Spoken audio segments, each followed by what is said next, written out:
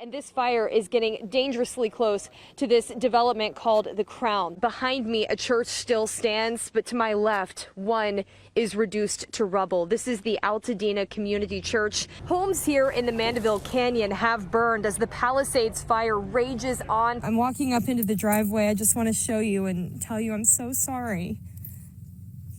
It's gone. The rawness and the realness of your reporting, why so many people felt compelled to follow you. Well, like you said, I mean, this was never about likes. It was never about views. It was about connecting with one homeowner at a time. Over the loudspeaker right now, ordering the people inside this home on Haywood Street to come outside. One in critical condition. A very active scene here tonight. This car behind me, a Mercedes, is about to be towed. I want to show you. You can see in the back corner here that the windshield buried in the snow and unable to breathe. The wife, Janet, tells me she asked herself in those moments, am I going to survive this? On Election Day, the mobile voting center has an important job. In case there were any incident or emergency at a physical voting center, I asked a popular AI tool, ChatGPT, to write my script tonight. Here's what it came up with. Started with the push to reopen Bright Park's pool. You wouldn't even know that they had one because it sits behind this locked fence. Has to report this data. Last year, of 143 cases considered, a judge granted compassionate release to 32. That's 20%. Kevin Ellis, restoration of Pewter Creek has been 2 decades in the making. The fact that Chinook salmon are ending their life cycle here is a plus side. It's an hour and a half before first pitch, and to sit in this exact seat that I'm sitting in right now, I can still get on Ticketmaster and buy it for about $30. I want to show you what we're dealing with right now. We've got our measuring stick out. We've got about 8 inches. Because for a time, these kids thought the trash might dump this Christmas tradition altogether. And it doesn't get more hands-on than this. These glove boxes simulate how astronauts at the International Space Station do their experiments. Like you said, Tony, the A's might only be here for 3 years, right? But businesses here near Sutter Health Park are already dreaming up ways that they can cash in. Esteban, thanks. We're going to bring Jake back in. Jake, for Mike Brown, how do you go from leading this team just 2 seasons ago to breaking that playoff drought of 16 years, NBA Coach of the Year, now to where he is today, fired by his team? Motorcycle officer has been involved in a crash. It happened around 3:30. The American Airlines hubs of Dallas, Fort Worth, and Charlotte were impacted the most by this morning's ground stoppage. And if you're wishing for a white Christmas, look no further than Primetime's Esteban Reynoso live. Slow-moving traffic. CBS 13's Jeff Harrington joining us now to talk through the timing of this. And Jeff, when it's going to move out, that's what we want to know.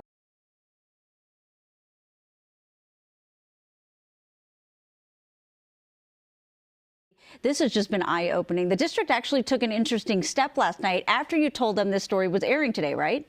Yeah, that's right. The superintendent sent an email to every parent in the district last night on Easter Sunday, letting them know about this story. We obtained that email, and it basically spells out what the district says they're doing to make their special ed programs better. I want to stress that I've given the district multiple opportunities for months now to provide us with those answers. And according to parents and advocates I've spoken with, Woodland Joint Unified has a lot to answer for.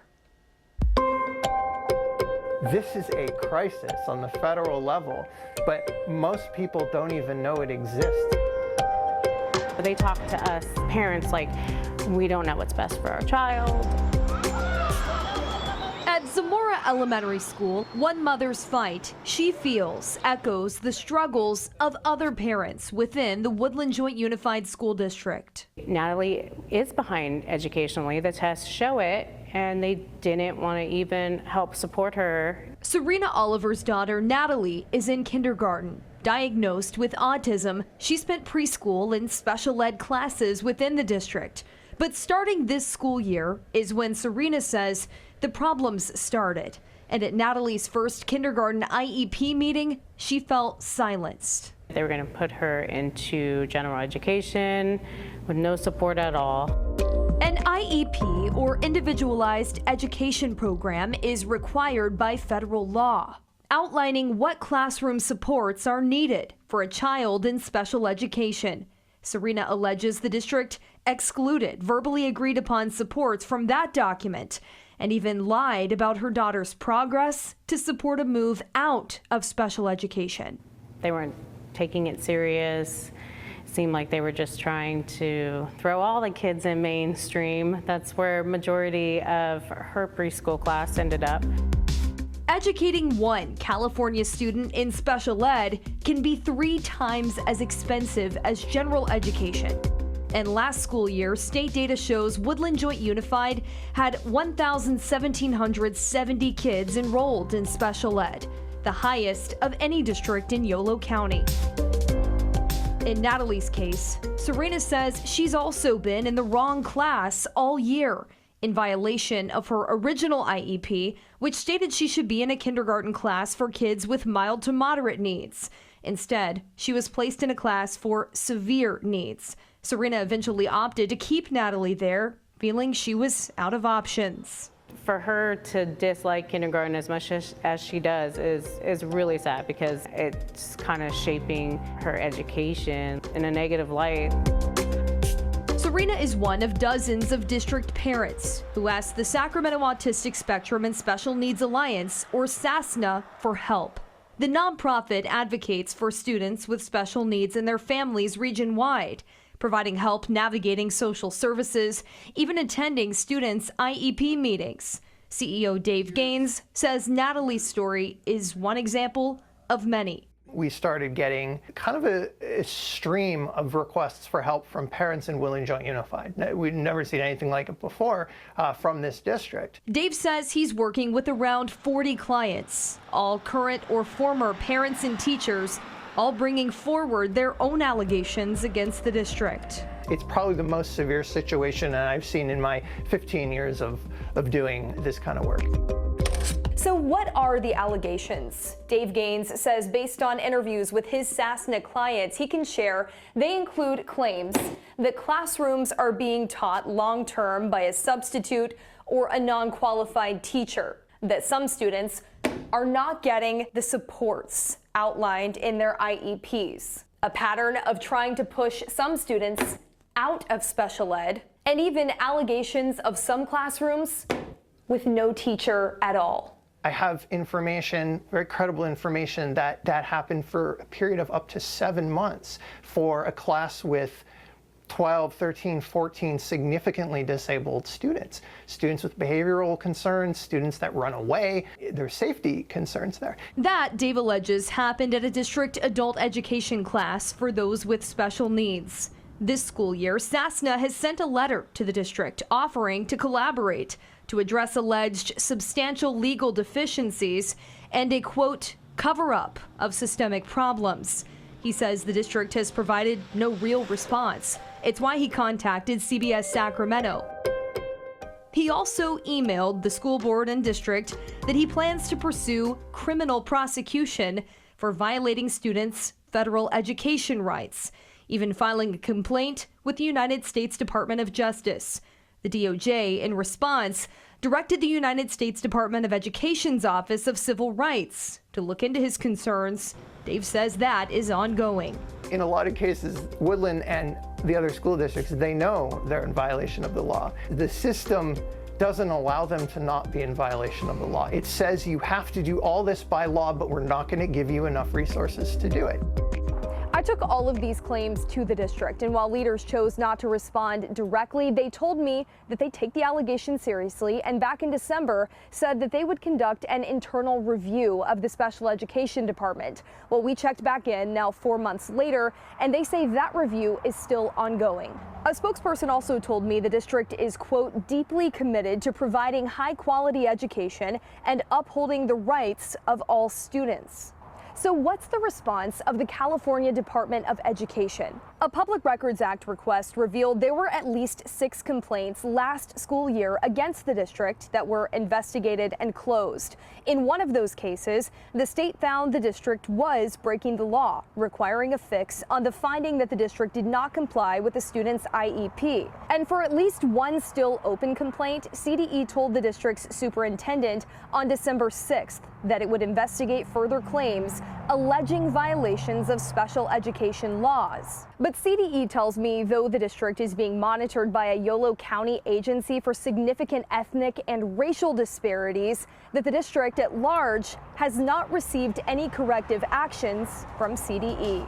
What we don't want is what's been going on for a long time, which is just complaint after complaint after complaint, and single complaints are resolved, but the problem's never resolved. Dave says it's a funding and staffing deficit, decades in the making, hoping by calling attention to it to make a difference.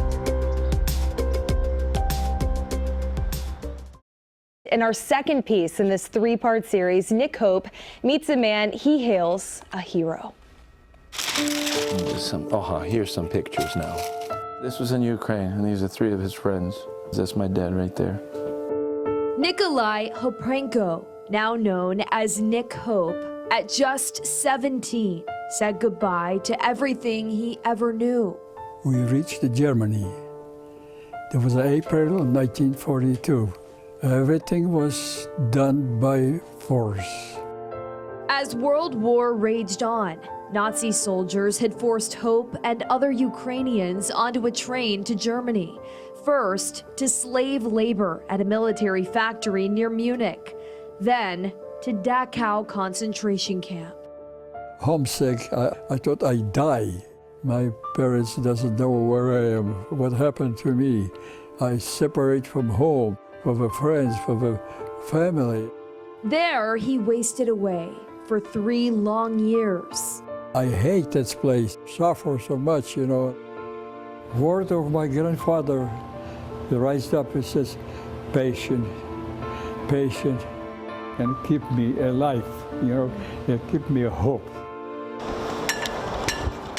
On the other side of the war, At Paris, summer of '45, American forces were closing in. April, about 2 weeks before Dachau. Dan Dougherty of Fairfield was a United States Army soldier. I looked like I was pretty eager. I was 18 when that picture was taken. He and his fellow troops had no idea what they were walking into at Dachau.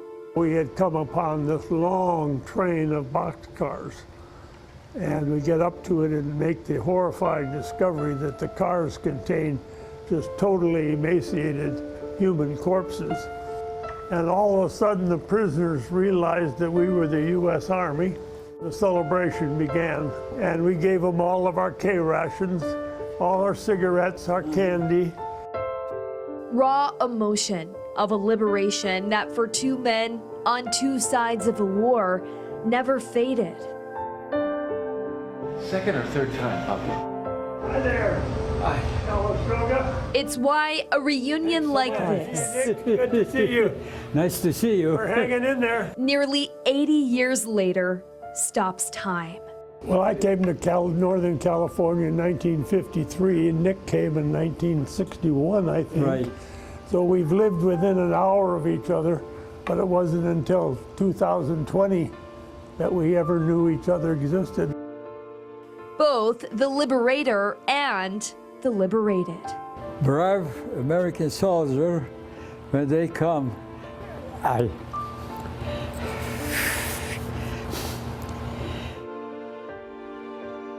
we're there for maybe 3 hours, and then we leave. But during that time, during that window, he's gone. The men missed each other that day at Dachau. Nick was forced on a death march out of the camp with thousands of prisoners until there come American tanks, one after another, 100 of them, and they hear, hooray! This is, I can't explain. Everybody dancing, somebody praying, somebody crying, somebody, we are free. We are free. Thank you. Thank you. they finally came face to face, decades after Dachau, after seeing the horrors of the Holocaust through different eyes. People are still trying to figure out how something like that could happen. But saw the same promise at the war's end. We are free. We are free. That's very important. Yeah. Thank you. Yeah, good to see you again, Nick. Thank you. Thank you from the bottom of my heart.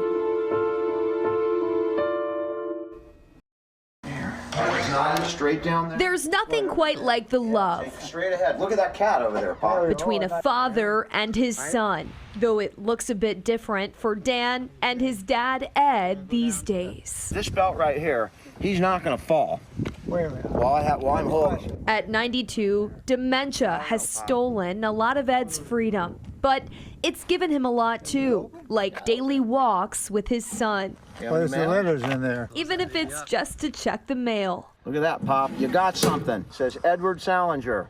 Dan and his wife Danielle are Ed's full-time caregivers. No, that's reflection. And though it doesn't come easy, I feel like the luckiest person in the world. there's a deep trust, even on the days Ed forgets that Dan is his son. Pop, you are my father. I'm your father? Yes, you are. Oh, okay. Moments documented on social media.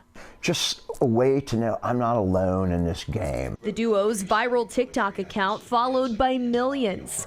A diary of sorts of a dad with a daunting diagnosis that sadly so many share. Do I take good care of you? Yeah, absolutely. All right. I never think When the about roles of a child and parent swap. It's kind of a very fine line. He's still my father, okay? And even if I'm chopping his toenails or telling him you got to take a shower, you know, he's still my father. I can't get beyond. I can't become the parent. I can just become parent-like. But tucked in between the fear and frustration come small glimmers of hope, proving Dad is still there. And you were a good father then. Well, I try to be. I'm not the best father, no. You're as good as I am, or better than I No, I am. don't think I am. No. Happy Father's Day anyway. Yeah, well, okay, I'll take that, but you're a very bright guy. And if there's one thing to take away from this thief of a disease, Dan will tell you it's this. Your time is limited. Enjoy every moment you have.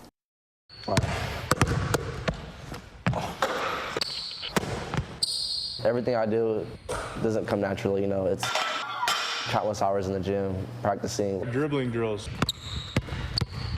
Working on my craft. Putting up points like no one else in the region is Woodland Christian High School junior Romello Bruin, surpassing 1,000 points this season. It's a really big achievement for me, honestly. His career total now more than 2,400 points. If he tops 3,000 next year, he'll join a short list. Right now, only 13 players in California history have done it. I try to be the best I can, and I like to rep my town. You know, our town's never won a section for boys basketball, so that was a really big motivation for me to be the first one to ever do it. Becoming CIF section champions this season was a first for any school in the city of Woodland. Historic year for our school. We're not known as a basketball town, so to have this type of success, yeah, it's a special time. Casey Niemeyer is Bruins coach, focusing on character and commitment on and off the court. He's a gym rat. He's always working on his game, and I think that trickles over and pushes our guys to want to level up their game as well. But as important as the physical toughness for Bruin is the mental. I meditate. I like to journal. I like visualizing me winning games, you know, me accomplishing my goals. It's helped him overcome. Last season, he suffered a severe injury to the face. And this year, the Cardinals fell short in the playoffs. So, as a senior, his top priority is taking home the state title. I feel like I have a chance if I just keep doing what I'm doing, working hard and trusting my work.